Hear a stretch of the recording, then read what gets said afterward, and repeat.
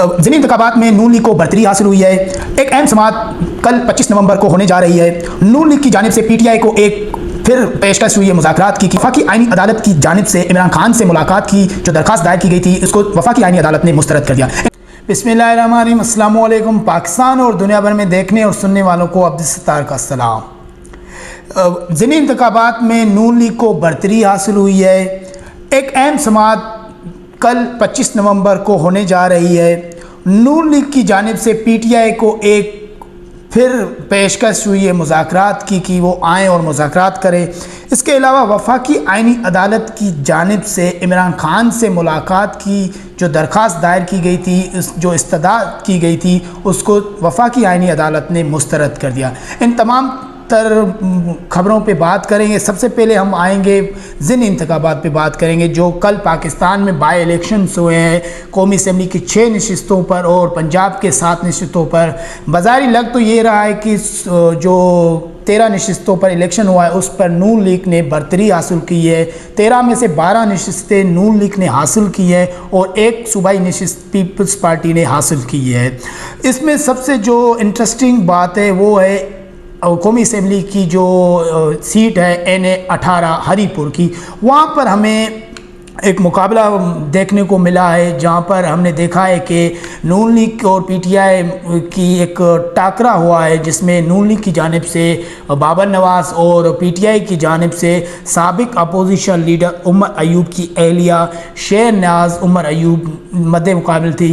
तो बाबर नवाज़ उसको बरतरी हासिल हुई और उसने 1,63,000 वोटों से ये सीट अपने नाम किया, जबकि पीटीआई की जो उम्मीदवार थी शहनाज उमर अयूब उसने 1,20,000 वोट हासिल किए।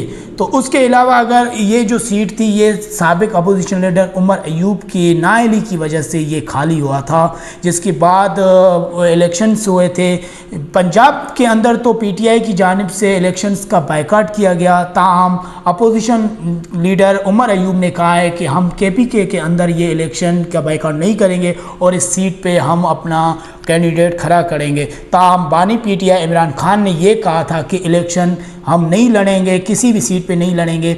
तो यहाँ पर सिर्फ 2 फैसले हुए थे। एक पीटीआई के सेंट्रल कोर कमेटी ने ये फैसला किया कि 2 नशिस्तों के ऊपर, जिसमें एक फैसलाबाद की नशिस्त थी और एक हरीपुर की नशिस्त थी, इस पे 2 उम्मीदवार पीटीआई की जानिब से उन लोगों ने खड़े किए। बाकी जो भी 11 नशिस्तें थी उनके ऊपर पीटीआई ने अपने उम्मीदवार नहीं खड़े किए, जिसकी वजह से लग ये रहा था कि पंजाब में नून लीग बज़ाहिरी आसानी से अपने जो इलेक्शन में सीटें ले सक रहा था वो ले लिया था। इसके बाद हम आते हैं, कल एक अहम समाअत होने जा रही है पीटीआई की जानिब से जो दरख्वास्त दी गई थी सुप्रीम कोर्ट में 2024 की धांधली के इलेक्शन के हवाले से। तो उस पर तो काफ़ी समाअतें सुप्रीम कोर्ट में भी हुई थी, पर इस बार ये समाअत सुप्रीम कोर्ट में नहीं हो रही है बल्कि वफाकी आईनी अदालत में ये समाअत मुकर्रर हुआ है, जिस पर चीफ जस्टिस वफाकी आईनी अदालत अमीनुद्दीन ने इस पर लार्जर बेंच तश्कील दिया है और लार्जर बेंच के जो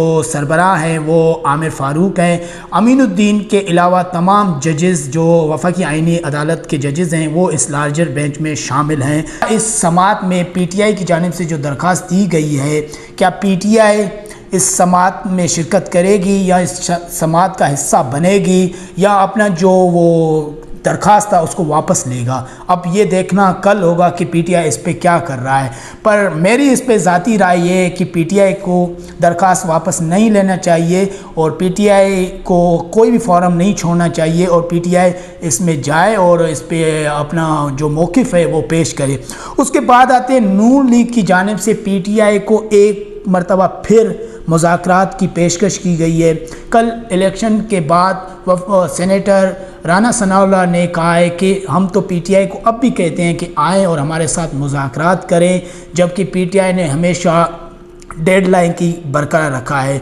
और उसने इमरान खान पे तनकीद करते हुए ये भी कहा कि इमरान खान जब वज़ीर आज़म था तो किसी से भी बात करना वो नागवारा समझता था। राना सनाउल्लाह ने कहा कि वज़ीर आज़म तो सबके साथ बात करता है, चाहे वो हुकूमत के मेंबरान हो चाहे वो अपोजिशन के मेंबरान हो, सबके साथ मिलकर बातचीत करता है। पर इमरान खान ने अपने दौरे हुकूमत में किसी से भी बात नहीं करूँगा।